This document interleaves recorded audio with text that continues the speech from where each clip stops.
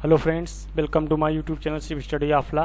Friends, आज के topic में इंडियन पेनल कोड 1860 भारतीय दंड संहिता 1860 के अध्याय 16 चैप्टर 16 से एक बहुत ही महत्वपूर्ण टॉपिक को डिस्कस करेंगे। बेसिकली जो आईपीसी का चैप्टर 16 है, मानव के विरुद्ध अपराधों के विषय में, इसमें जितने भी टॉपिक दिए गए हैं वो चाहे एपीओ का एग्ज़ाम हो या जुडिशरी का एग्ज़ाम हो या कोई भी लॉ का एग्ज़ाम हो, तो एग्ज़ाम के पॉइंट ऑफ व्यू से जो चैप्टर 16 है आईपीसी का, वेरी मोस्ट इम्पॉर्टेंट है। बेसिकली जो आईपीसी के दो चैप्टर हैं 16 और 17, इन दो चैप्टर से कोई भी एग्ज़ाम हो लॉ का, चाहे वो एपीओ का हो या फिर जुडिशरी का हो, कोई भी लॉ का एग्ज़ाम हो, 60% क्वेश्चंस, चाहे वो प्री का एग्ज़ाम हो या मेंस का एग्ज़ाम हो, इन दो चैप्टर से ही पूछे जाते हैं। तो जब भी आप आईपीसी को पढ़ने बैठें तो सबसे पहले इन दो चैप्टर्स को आप अच्छे से तैयार कर लें, चैप्टर 16 और 17। और सबसे ज़्यादा महत्वपूर्ण चैप्टर है वो 16 है। तो इसमें जितने भी टॉपिक दिए गए हैं वो बहुत ही महत्वपूर्ण है एग्ज़ाम के पॉइंट ऑफ व्यू से। तो आज के टॉपिक में हम लोग आपराधिक मानववध एवं हत्या, जो चैप्टर 16 जहाँ से स्टार्ट होता है, धारा 299 से 370 तक दिया गया है। तो आपराधिक मानववध और हत्या, आपराधिक मानववध को धारा 299 में और हत्या को धारा 300 में बताया गया है। तो अधिकतर लोगों में कन्फ्यूजन रहता है कि आपराधिक मानववध और हत्या में बेसिक डिफरेंस क्या है। तो ये जो प्रश्न है काफ़ी ज़्यादा कन्फ्यूजिंग है। तो आज के टॉपिक में हम लोग बहुत ही सिंपल लैंग्वेज में आपराधिक मानववध और हत्या के जो इम्पोर्टेंट एलिमेंट्स हैं और इनकी जो सिंपल लैंग्वेज में डेफिनेशन है उसको, और दोनों के बीच में इम्पोर्टेंट्स जो डिफरेंसेस हैं उनको देखेंगे, और इससे रिलेटेड जो केस लॉ हैं उनको भी डिस्कस करेंगे। तो फ्रेंड्स, आज के टॉपिक में आप लोगों को आपराधिक मानववध और हत्या में अंतर करना जो है एकदम आसान लगने लगेगा, और दोनों ही सेक्शंस की जो परिभाषाएं हैं वो एकदम आपको क्लियर हो जाएंगी। तो आपराधिक मानववध को आईपीसी की धारा 299 में बताया गया है और हत्या को धारा 300 में परिभाषित किया गया है। तो आपराधिक मानववध, इसको सदोष मानववध भी कहते हैं, कल्पेबल होमिसाइड, को धारा 299 में परिभाषित किया गया है। तो धारा 299 ये स्पष्ट करती है कि जो कोई मृत्यु कारित करने के आशय से या ऐसी शारीरिक क्षति कारित करने के आशय से जिससे कि मृत्यु कारित हो जाना संभाव्य हो, या ये ज्ञान रखते हुए कि ये संभाव्य है कि उस कार्य से मृत्यु कारित कर दे, कोई भी कार्य करके मृत्यु कारित कर देता है, तो ये आपराधिक मानववध का अपराध करता है, ये कहा जाता है। तो धारा 299 में आपको दो चीज़ें याद रखनी है कि इसमें जो दृष्टांत दिए गए हैं आपके, वो 3 दृष्टांत दिए गए हैं और 3 ही स्पष्टीकरण दिए गए हैं। तो आपराधिक मानववध कब होगा और कब नहीं होगा, इसमें ये बताया गया है। तो जो पहला दृष्टांत है धारा 299 का, ये है जो गड्ढे पर लकड़ी बिछाना। इसको हमने बहुत ही सिंपल में लिखा हुआ है। इसका तात्पर्य ये है कि कोई व्यक्ति किसी व्यक्ति को मारने के आशय से, मान लीजिए रास्ते में गड्ढे को खोदता है और उस पर लकड़ी बिछा देता है और उस पर मिट्टी डालकर उस ज़मीन को सुदृढ़ बराबर कर देता है, इस आशय से कि जिस व्यक्ति को वो मारने का इरादा रखता है वो व्यक्ति उस रास्ते से गुजरेगा और उस गड्ढे में गिर जाएगा और उसकी मृत्यु हो जाएगी। यदि इस स्थिति में उसकी मृत्यु हो जाती है तो वो हत्या नहीं माना जाएगा, आपराधिक मानववध कहा जाएगा। तो पहला दृष्टांत ये स्पष्ट करता है। दूसरा दृष्टांत ये है कि झाड़ी के पीछे छिपा होना। झाड़ी के पीछे छिपा होने का आशय ये है कि कोई व्यक्ति, मान लीजिए एक व्यक्ति ये है और एक व्यक्ति बी है। ए को पता है कि बी झाड़ी के पीछे छिपा हुआ है या वहाँ पर लेटा हुआ है या वहाँ पर सो रहा है, परंतु एक जो तीसरा व्यक्ति है, थर्ड पर्सन सी है, उसको इसकी जानकारी नहीं है और ये जो है सी को उत्प्रेरित करता है कि वो झाड़ियों पर गोली चलाए, और सी को इसकी जानकारी नहीं है कि बी वहाँ पर सो रहा है या छिपा हुआ है। तो यहाँ पर सी को उसकी कोई जानकारी नहीं है और ए उसको जो है सी को उत्प्रेरित करता है और सी उसके उत्प्रेरण से गोली चला देता है, जिसके परिणाम स्वरूप वहाँ पर बी की मृत्यु हो जाती है जो झाड़ी के पीछे छिपा हुआ था। तो यहाँ पर सी ने तो भले ही कोई अपराध ना किया हो, परंतु ये किस अपराध का दोषी होगा, ये जो यहाँ पर अपराधी मानववध का दोषी होगा। तीसरा जो दृष्टांत है यहाँ पर, मुर्गे को मारने के आशय से झाड़ी में छिपे व्यक्ति की मृत्यु अपराधी मानववध नहीं है।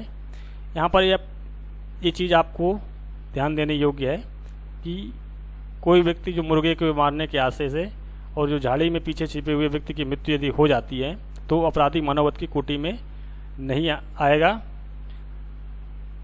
तो इसका जो थर्ड ऑप्शन है आपका दृष्टांत दिया गया है, मान लीजिए एक व्यक्ति है, वो मुर्गे को मारने के आशय से अवैध हथियार या कोई भी बंदूक है जिसका कोई लाइसेंस नहीं है उसको लेकर के मुर्गे के पीछे पीछे भागता है और मुर्गा जाकर के एक झाड़ी के पीछे पहुंच जाता है जहां पर एक बी नामक व्यक्ति लेटा हुआ है और ए को इस चीज़ की कोई जानकारी नहीं है कि वहां पर बी नामक व्यक्ति लेटा हुआ है। वो मुर्गे को मारने के आशय से झाड़ी पर गोली चला देता है।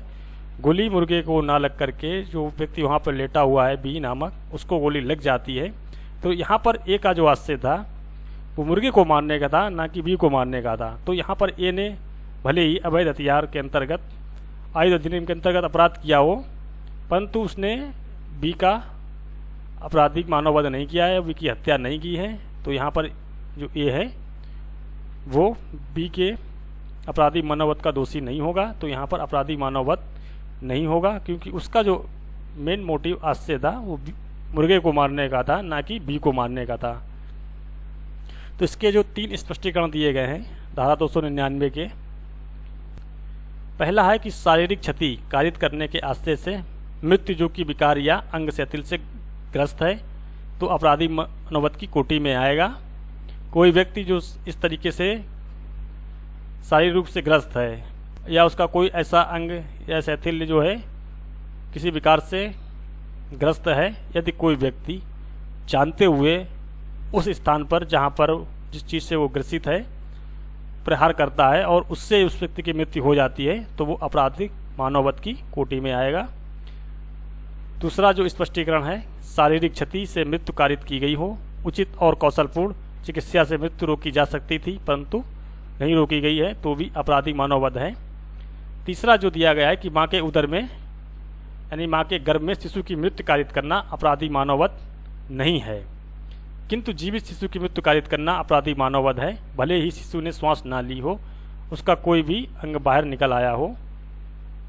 तो इसको डिटेल से समझ लेते हैं कि धारा 299 का जो स्पष्टीकरण 3 है, माँ के गर्भ में स्थित शिशु की मृत्यु। तो माँ के गर्भ में स्थित शिशु की मृत्यु कारित करना मानववध नहीं है, यानी कि गर्भ के अंदर शिशु की मृत्यु करना मानववध नहीं होगा, परंतु किसी भी जीवित शिशु की मृत्यु कारित करना आपराधिक मानववध की कोटि में आ सकेगा यदि शिशु का कोई भी अंग जो है बाहर निकल आया हो, यद्यपि शिशु ने भले ही सांस ना ली हो और पूर्ण रूप से उत्पन्न ना हुआ हो, सिर्फ कोई भी अंग हो जो उसका बाहर निकल आया हो, उस समय उस व्यक्ति की मृत्यु कारित की जाती है तो वो आपराधिक मानववध की कोटि में आ सकेगा। इसका जो एक्सप्लेनेशन है कि मानव प्राणी के द्वारा किसी भी अन्य मानव प्राणी की मृत्यु कारित करना मानववध की कोटि में आता है, लेकिन स्वयं अपनी ही मृत्यु कारित करना मानववध की कोटि में ना आकर के आत्महत्या के अंतर्गत आता है। तो ये चीज़ आपको याद रखनी है। तो मानववध जो है 2 प्रकार के होते हैं। पहला तो ये है कि एक तो विधिपूर्ण मानववध होता है जो कि लॉफुल कल्पेबल होमिसाइड, और दूसरा जो होता है विधि विरुद्ध मानववध अनलॉफुल कल्पेबल होमिसाइड। तो ऐसे मानववध जो कि भारतीय दंड संहिता के अध्याय 4 में उपबंधित अपवादों में से किसी भी एक के अधीन आते हैं। तो अपवादित परिस्थितियों में जो किए गए मानववध हैं या तो क्षम्य एक्सक्यूजेबल होंगे या फिर न्यायानुमोद जस्टिफिएबल होंगे। जो धारा 299 है आपराधिक मानववध की जो परिभाषा दी गई, इसके इम्पॉर्टेंट्स एलिमेंट्स क्या हैं, परिभाषा में जो मेन पॉइंट हैं आपके वो क्या होने चाहिए, इनको आप आसानी से याद कर सकें एग्जाम के पॉइंट ऑफ व्यू से जो पूछे जाते हैं। तो पहला ये है कि किसी भी मनुष्य की मृत्यु की गई हो और ऐसी मृत्यु जो है ऐसे कार्य के द्वारा की गई हो जो कि मृत्यु कारित करने के आशय से किया गया हो या फिर शारीरिक क्षति पहुंचाई गई हो जिससे कि मृत्यु होने की संभावना हो, और इस ज्ञान से कार्य किया गया है जिससे कि मृत्यु हो जाने की संभावना है। तो ये जो आपराधिक मानववध के इम्पॉर्टेंट्स एलिमेंट्स हैं। अब हम लोग बात करते हैं धारा 300 जो मर्डर को परिभाषित करती है। हत्या, अस्मिन पश्चात अपवादित दशाओं को छोड़ करके अपवादिक मानववध जो है वो हत्या है यदि वे कार्य जिसके द्वारा मृत्यु कारित की गई है। पहला ये है कि मृत्यु कारित करने के आशय से किया गया हो, ऐसी शारीरिक क्षति जिससे कि मृत्यु होना संभाव्य है, या ऐसी शारीरिक क्षति जो कि मामूली अनुक्रम में मृत्यु के लिए पर्याप्त हो। कार्य इतना आसन्न संकट है कि पूरी अधिसंभाव्यता है कि मृत्यु कारित कर ही देगा। तो ये जो धारा 300 के इम्पोर्टेंट्स एलिमेंट्स हैं जो ज़्यादातर धारा 299 से ही मिलते हैं, तो इसमें लोगों को डिफरेंस करने में काफ़ी ज़्यादा प्रॉब्लम होती है। तो धारा 299 और 300 में सिर्फ जो सबसे ज़्यादा मेन फैक्ट अंतर में रहता है वो ये है कि संभावना और अति संभावना। जहाँ पर संभावना की बात है कि व्यक्ति बच भी सकता है और मर भी सकता है, तो उन परिस्थितियों में अपराधी मानववध होगा। और जहाँ पर पूर्ण रूप से ये संभावना है, अधिसंभाविता जो बढ़ रहा है कि पूर्ण रूप से संभावना है कि व्यक्ति जो है मर ही जाएगा, उसकी मृत्यु हो ही जाएगी, तो वहाँ पर हत्या में अपराध जो है कन्वर्ट हो जाता है। तो इसके जो दृष्टांत हैं कि मारने के आशय से गोली चलाकर मार डालता है, ये कोई है बी को मारने के आशय से गोली चलाकर मार देता है तो वो हत्या की कोटि में आएगा। मान लीजिए ए एक व्यक्ति है और सामने एक बी व्यक्ति खड़ा हुआ है और वो पिस्तौल निकालता है और फेस टू फेस गोली मार देता है, तो ये हत्या की कोटि में आएगा। दूसरा जो दृष्टांत है कि बी रोगग्रस्त की मृत्यु करके आशय से आघात परिणाम स्वरूप जो है मृत्यु हो जाती है, तो भले ही सामान्य व्यक्ति ना मरता वो भी हत्या है। ऐसा कोई व्यक्ति है जो कि किसी रोगग्रस्त से पीड़ित है और जो व्यक्ति उसको मारना चाहता है वो जानता है कि वो व्यक्ति है वो इस रोग से पीड़ित है और इस जगह पर यदि उस पर आघात करेंगे तो इस व्यक्ति की संभावता मृत्यु हो जाएगी। भले ही जो सामान्य व्यक्ति है वो उस प्रहार से ना मरता, लेकिन जो रोगी व्यक्ति है वो मर जाता है, तो वो हत्या की कोटि में आएगा। तीसरा जो दृष्टांत है तलवार या लाठी से घाव जो कि मृत्यु के लिए पर्याप्त है, मृत्यु हो जाती है, भले ही मृत्यु का आशय ना भी रहा हो वो हत्या होगा। और जो चौथा दृष्टांत है कि किसी भी प्रति हेतु के बिना व्यक्तियों के समूह पर भरी हुई तोप चलाना और एक व्यक्ति की मृत्यु कारित कर देना हत्या की कोटि में आता है। तो धारा 300 के आवश्यक जो तत्व हैं, इंपॉर्टेंट एलिमेंट्स क्या क्या हैं कि मृत्यु कारित करने के आशय से कोई कार्य किया गया हो। दूसरा है कि शारीरिक क्षति जिससे कि मृत्यु होना संभाव्य हो। तीसरा है कि ऐसी शारीरिक क्षति जो कि मामूली अनुक्रम में मृत्यु के लिए पर्याप्त हो। और चौथा जो इंपॉर्टेंट एलिमेंट्स है कार्य इतना आसन्न संकट है कि पूरी अधिसंभाव्यता है कि कार्य से मृत्यु कारित हो ही जाएगी। तो धारा 300 के 5 अपवाद दिए गए हैं जो बहुत ही महत्वपूर्ण हैं। इन 5 अपवादों से प्री और मेंस में सबसे ज़्यादा प्रश्नों को पूछा जाता है। तो आपराधिक मानववध जो है कब हत्या नहीं है, यानी कि सदोष मानववध कब हत्या नहीं है। Culpable homicide not amounting to murder. तो पहला जो अपवाद है एक्सेप्शन है गंभीर और अचानक प्रकोपन। दूसरा है प्राइवेट प्रतिरक्षा का अतिक्रमण करना। और तीसरा है लोक सेवक के द्वारा शक्तियों का अतिक्रमण करना। और चौथा है अचानक झगड़ा जनित लड़ाई। और पांचवा है सहमति के द्वारा मृत्यु को सहन करना, परंतु जो मृत्यु को सहन कर रहा है सहमति से वो 18 वर्ष से अधिक उम्र का होना चाहिए या 18 वर्ष का होना चाहिए, 18 वर्ष से कम का नहीं होना चाहिए। तो इसके जो अपवाद हैं उनको हम लोग 1 बाय 1 डिस्कस कर लेते हैं। तो सबसे पहला जो अपवाद है गंभीर और अचानक प्रकोपन। धारा 300 का अपवाद एक जो गंभीर और अचानक प्रकोपन को बताता है। गंभीर और अचानक प्रकोपन के अधीन की गई हत्या की कोटि में ना आने वाली अपराधी मानववध होती है, बशर्ते कि ऐसा जो प्रकोपन है वो अचानक और गंभीर हो, मृत्यु के द्वारा शब्दों या कार्यों के द्वारा किया गया हो, प्रकोपन के कारण अभियुक्त अपना आत्मसंयम खो बैठा हो, अभियुक्त ने हत्या प्रकोपन के तुरंत के बाद की हो। गंभीर और अचानक प्रकोपन से संबंधित जो उच्चतम न्यायालय के द्वारा निर्णीत केस हैं, सबसे पहला केस है KM नानावती बनाम महाराष्ट्र राज्य 1962 सुप्रीम कोर्ट का मामला है। बलबीर सिंह बनाम दिल्ली प्रशासन 1990 का मामला है। और सुरेश चंद्र बनाम उत्तर प्रदेश राज्य 2005 का मामला है, जिसमें गंभीर और अचानक प्रकोपन के संबंध में जो है प्रावधान दिए गए हैं। और प्राइवेट प्रतिरक्षा का जो अतिक्रमण है और लोक सेवक के द्वारा शक्तियों का अतिक्रमण है और अचानक झगड़ा जनित लड़ाई है कि मान लीजिए किसी दो व्यक्तियों के बीच में अचानक कहीं रास्ते में झगड़ा हो जाता है और धक्का मुक्की में कोई व्यक्ति ऐसी जगह पर गिर जाता है जिसके कारण उसको ऐसी चोट लगती है जिससे उसकी मृत्यु हो जाती है, तो यहाँ पर वो है हत्या की कोटि में नहीं आएगा, आपराधिक मानववध कहा जाएगा। इसी तरीके से प्राइवेट प्रतिरक्षा का अतिक्रमण में भी जो है हत्या नहीं होगा, आपराधिक मानववध की कोटि में आएगा। और जो अंतिम पांचवा है आपका सहमति के द्वारा मृत्यु को सहन करना। इससे काफ़ी ज़्यादा प्रश्नों को पूछा जाता है, तो हम लोग इसको भी डिस्कस कर लेते हैं कि धारा 300 का अपवाद जो 5 है, सहमति के द्वारा मृत्यु कारित करना अपराधी मानववध हत्या नहीं है यदि वह व्यक्ति जिसकी मृत्यु कारित की जाए 18 वर्ष से अधिक आयु का है और अपनी सहमति से मृत्यु को सहन करता है या मृत्यु की जोखिम को उठाता है, तो वो हत्या नहीं अपराधी मानववध की कोटि में आ जाएगा। इसकी जो अपेक्षित शर्तें हैं वो ये हैं कि धारा 5 अपवाद जो 5 है, इसके लिए निम्नलिखित शर्तों का पूरा होना आवश्यक है। पहला ये है कि मृतक जो है उसने अपनी मृत्यु कारित करने की सहमति दी हो और मृतक जो है वो 18 वर्ष से अधिक आयु का हो। तीसरा है कि ऐसी सहमति जो है स्वतंत्र हो, अर्थात सहमति दुरुपदेशन से या असम्यक असर अंडो इन्फ्लुएंस से या कपट फ्रॉड के द्वारा प्राप्त न की गई हो। तो इसके संबंध में जो इम्पोर्टेंट केस ला हैं, दशरथ पासवान बनाम बिहार राज्य 1958 का मामला है। इसमें जो मामले के तत्व थे वो इस प्रकार थे। एक अभियुक्त था जो कक्षा 10, वो 3 बार फेल हुआ कक्षा 10 में। तो पत्नी से उसने कहा कि अब मुझे जीने की आशा नहीं है। पत्नी भी साथ में मरने को तैयार हो गई। पहले पत्नी को मार डाला, फिर स्वयं जो है मरने जा रहा था तो उसे पहले ही पकड़ लिया गया। तो यहाँ पर वो हत्या का दोषी ना मान करके अपराधी मानववध का दोषी माना गया था। सबसे बड़ा जो प्रश्न उठता है कि अपराधी मानववध और हत्या में बेसिक डिफरेंस क्या क्या है। तो सामान्यतः दोनों जो अपराध हैं एक जैसे लगते हैं, देखने में आपको परिभाषाओं से एक जैसे लगेंगे, क्योंकि दोनों में अपराधों में अपराधी किसी की मृत्यु कारित करता है और दोनों ही अपराधों के लिए आश्रय और ज्ञान का तत्व भी अनिवार्य बताया गया है।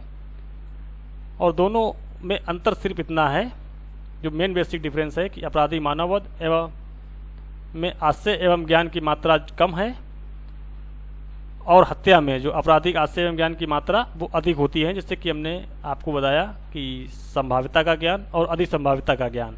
यानी कि हत्या में पूरी संभावना होती है कि मृत्यु कारित हो ही जाएगी और आपराधिक मानववध में संभावना होती है व्यक्ति की मृत्यु हो भी सकती है और नहीं भी हो सकती है। तो वहाँ पर आपराधिक मानववध गठित होगा और जहाँ पे पूरी संभावना हो, अधिक संभावना हो, तो वहाँ पर हत्या में अपराध जो है कन्वर्ट हो जाता है। तो यही जो बेसिक डिफरेंस है सबसे बड़ा ये है कि दोनों में जो अंतर है वो संभाव्यता और अधिसंभाव्यता पर डिपेंड करता है। अतः आश्रय एवं ज्ञान की जो मात्रा है वो अपराध की प्रकृति है उस पर निश्चित करती है। निम्नलिखित केसों के माध्यम से अपराधी मानववध तथा हत्या में अंतर को बताया गया है। तो जो बहुत ही इंपॉर्टेंट केस ला है, जो सबसे ज़्यादा एग्जाम में भी पूछा जाता है और जो सब लीडिंग केस इसको कह सकते हैं, आर बनाम गोविंदा का मामला है, 1876 का है। इसमें न्यायमूर्ति जो थे वो जस्टिस मेलविल, उनके द्वारा अपराधी मानववध और हत्या में अंतर को बताया गया था। इसके अलावा भी अन्य केस लाइन से किशोर सिंह मध्य प्रदेश राज्य के मामले में इसमें भी बताया गया, सुभाष सामाराव पांडुचे महाराष्ट्र राज्य के मामले में बताया गया, सरबजीत सिंह बनाम उत्तर प्रदेश राज्य के मामले में, पुनैया बनाम राज्य के मामले में। इन सब बातों में अंत में जो है अपराधी मानववध हत्या के बीच में अंतर को बताया गया है। तो जो सबसे ज़्यादा फेमस केस है आर बनाम गोविंदा का है। तो इसमें जो बेसिक डिफरेंस बताए गए थे जस्टिस मेलवी जज के द्वारा, अपराधी मानववध धारा 299 और हत्या 300 में जो अंतर हैं, तो पहला था ये कि कोई भी व्यक्ति अपराधी मानववध कारित करता है यदि वह कार्य जिससे कि मृत्यु की गई है किया गया है। और हत्या में ये कहा गया था कि कुछ अपवादों के प्रसंग में अपराधी मानववध हत्या है यदि वह कार्य जिसकी मृत्यु की गई है मृत्यु करने के आशय से किया गया है। दूसरा आशय में अंतर था, इंटेंशन क्या होना चाहिए, तो मृत्यु कारित करने के आशय से और इस आशय से ऐसी शारीरिक क्षति पहुंचाना जिससे कि मृत्यु होना संभाव्य है।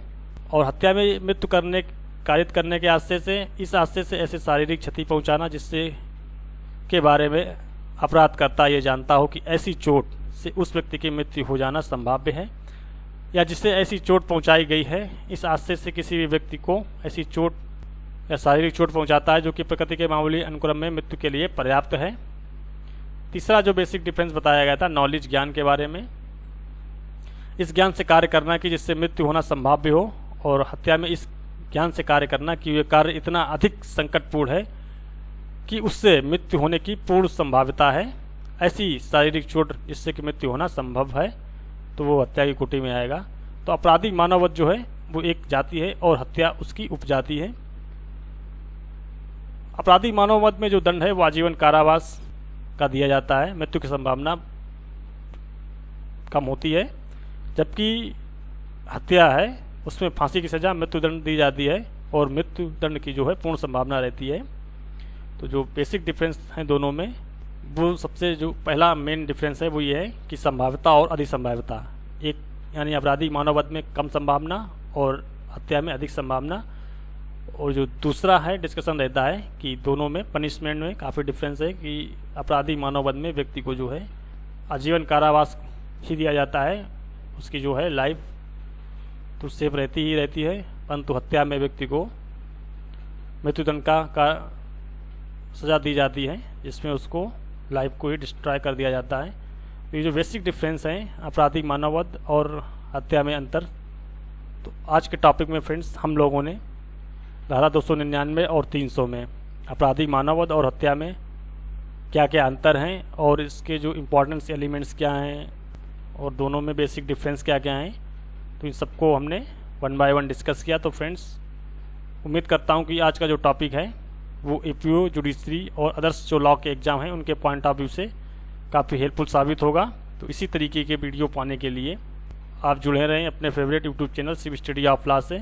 और यदि आप हमारे channel civil study of law पर पहली बार आए हैं और यदि आपने अभी भी चैनल को सब्सक्राइब नहीं किया है तो रेड बटन पर जाकर के चैनल को सब्सक्राइब कर लें और पास में बेल आइकन को प्रेस करके ऑल नोटिफिकेशन पर क्लिक कर लें, जिससे कि आपको आगे आने वाली वीडियोज़ की सूचना जो सबसे पहले मिलती रहे।